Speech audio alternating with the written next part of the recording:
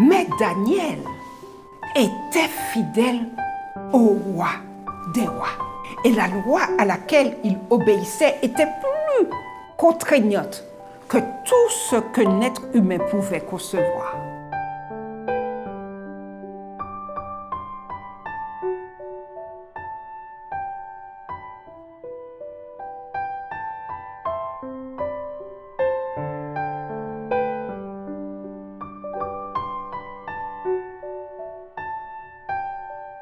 Bonjour à tous et bienvenue à cette série spéciale sur Être son témoin, le témoin du Christ. C'est un honneur de vous accueillir pour une exploration profonde de la foi chrétienne et de ce que signifie véritablement être le témoin du Christ dans notre monde d'aujourd'hui. Que vous soyez un croyant dévoué, en quête de renouvellement spirituel, ou simplement curieux de mieux comprendre la foi chrétienne, cette série est conçue pour vous éclairer et vous inspirer. Nous vous remercions de vous joindre à nous au cours de cette émission.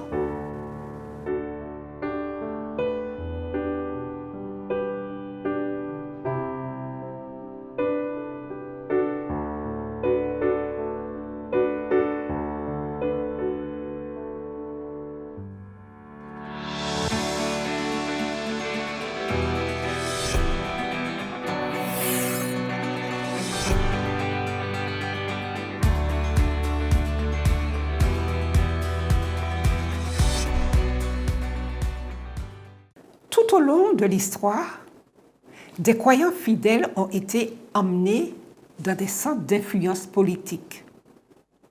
Outre Joseph, dont nous connaissons déjà l'histoire, il y a aussi Daniel, Esther et Néhémie. Tous ont été emmenés à la cour en tant que captifs ou exilés et y ont joué des rôles divers. Daniel 1 décrit la prise de Jérusalem et la déportation de jeunes hommes issus de familles royales et nobles, des jeunes dotés de sagesse, de connaissance et d'intelligence. Il y avait parmi eux, d'entre les enfants de Juda, Daniel, Anania, Michaël et Azaria.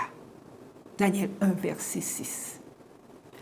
À la cour de Babylone, ces jeunes gens se distinguèrent des autres en refusant de se souiller avec les mets et le vin du roi. Et Dieu, en retour, les bénit.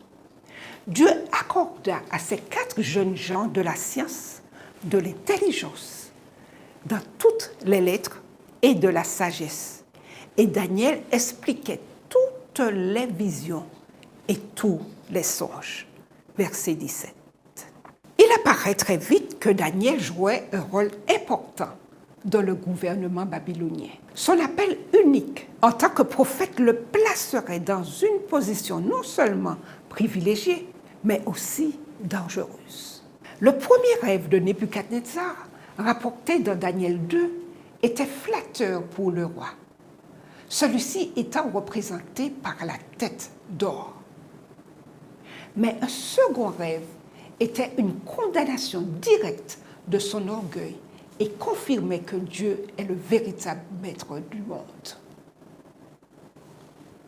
Lorsque le roi l'appela pour interpréter le second rêve, Daniel fut visiblement bouleversé.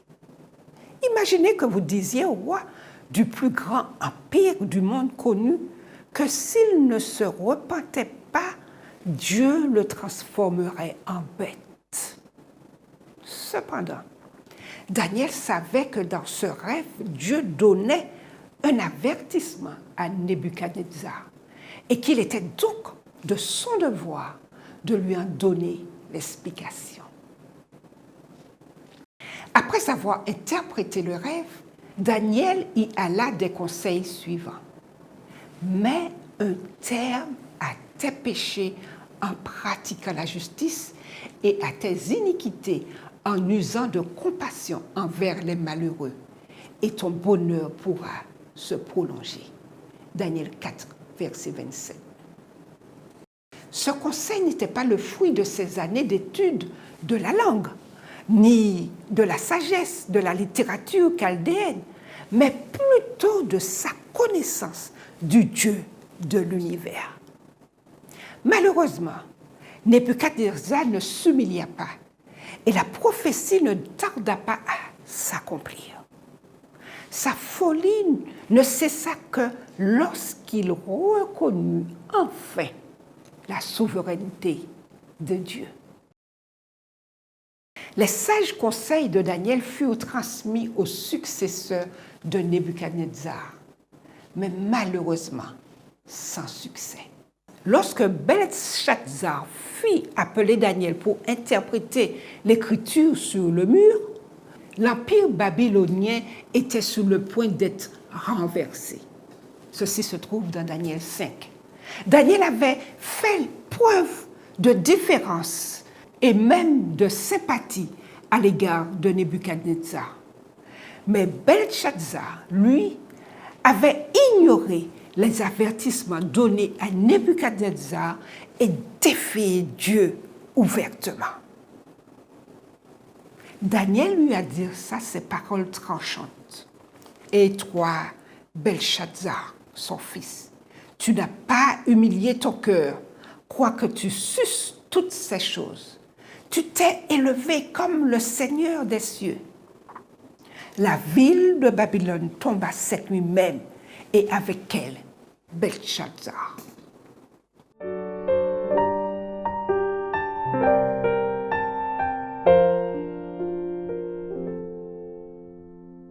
Comme l'avait prédit le rêve de Nebuchadnezzar concernant la puissante statue, un autre royaume s'éleva à la place de Babylone, le royaume médo-persan. À la cour royale médo-persane, Darius procéda immédiatement à la réorganisation de l'administration. Il établit des satrapes et mit à leur tête 3 chefs, au nombre desquels était Daniel. Daniel surpassait les chefs et les satrapes parce qu'il y avait en lui un esprit supérieur. Daniel 6, verset 3. Lorsque ses collègues jaloux tentèrent de trouver quelque chose de répréhensible dans son comportement ou son service, ils ne trouvèrent rien parce qu'il était fidèle et qu'on n'apercevait chez lui ni faute, ni rien de mauvais. Ils ne trouvèrent qu'une seule façon de l'accuser de mauvaise conduite, concevoir une loi qu'ils savaient qu'ils ne pourraient pas respecter. Dans l'espace de 30 jours, personne ne devrait adresser des prières à quelque dieu ou quelque homme, à l'exception du roi. Quiconque transgresserait cet ordre serait jeté dans la fosse aux lions. Lorsque Daniel apprit que le roi avait signé cette loi, il rentra tranquillement chez lui. Il n'était plus un jeune homme. Il avait vu des dirigeants et des fonctionnaires corrompus par le pouvoir. Il connaissait la cruauté des empires et le sort réservé à ceux qui désobéissent au roi. Il aurait pu dire « Je suis trop vieux maintenant » et se contenter de fermer ses fenêtres pendant qu'il priait. Après tout, son moment de prière ne regardait que lui. Mais Daniel était fidèle au roi des rois. Et la loi à laquelle il obéissait était plus contraignante que tout ce qu'un être humain pouvait concevoir. Les fenêtres ouvertes sur Jérusalem, Daniel s'agenouilla et, comme d'habitude, il pria 3 fois par jour. Il se pourrait bien qu'il ait vu les conspirateurs l'observer, tout joyeux à l'idée de triompher de leur rival politique. Mais malgré les efforts du roi pour sauver son fidèle serviteur de la sanction prévue par le décret, Daniel fut jeté dans la fosse au lion. À la cour royale, Daniel avait déjà donné un témoignage puissant de sa fidélité, mais sa délivrance de la fosse au lion démontra même à ses ennemis que le Dieu qu'il servait était le Dieu le plus élevé et que son succès et sa survie résulteraient de la bénédiction et de l'intervention divine. Daniel servait le roi fidèlement, certes, mais sa fidélité envers Dieu prévalait en toutes choses. Comme Nebuchadnezzar, lequel avait été impressionné et humilié par la révélation de Dieu à travers Daniel, Darius écrivit un décret après la délivrance de son fidèle serviteur, stipulant que tous les peuples devaient craindre Dieu, car il est le Dieu vivant et il subsiste éternellement. Son royaume ne sera jamais détruit et sa domination durera jusqu'à la fin. Le verset 26. Carlos Elias Mora a écrit, je cite, « Dieu a utilisé la captivité pour apporter un témoignage puissant au centre des nations de Babylone et Médo-Persane. L'échec du peuple de Dieu, lequel a entraîné l'exil de Daniel et de ses amis, n'a pas empêché le Seigneur d'accomplir son dessein de révéler son caractère aux nations. Dans sa vie publique et privée, Daniel a été un témoin dans les plus hautes sphères des cours impériales.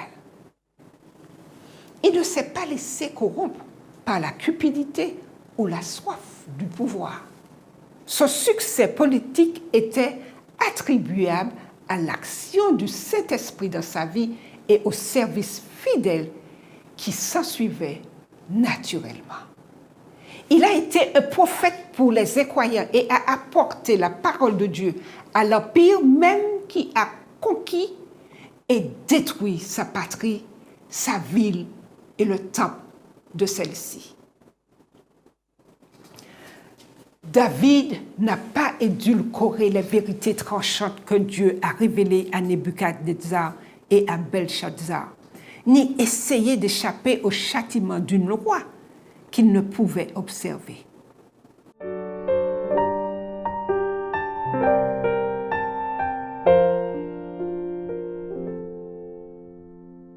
Il a fidèlement témoigné d'un ordre supérieur et a rappelé à ses dirigeants humains qu'il régnait dans les cieux un roi au-dessus de tous les rois, un roi dont la loi est juste, miséricordieuse et remplie d'amour.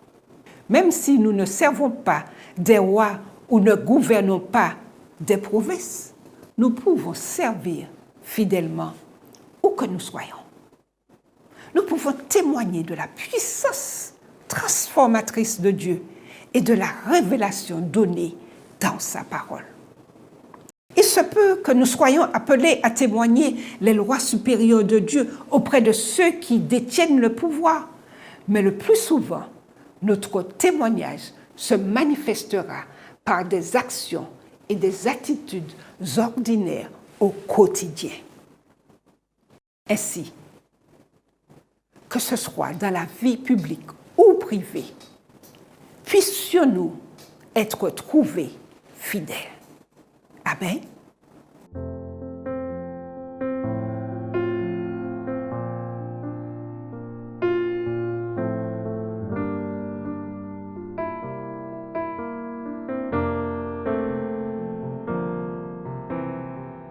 Prions. Seigneur Jésus, merci encore pour cet exemple que tu nous donnes. Merci pour ce témoin fidèle. Permets-nous, nous qui avons écouté et compris ce message, à être aussi un témoin avec la sagesse, l'intelligence, la miséricorde que tu nous accorderas. Au nom de Jésus. Amen.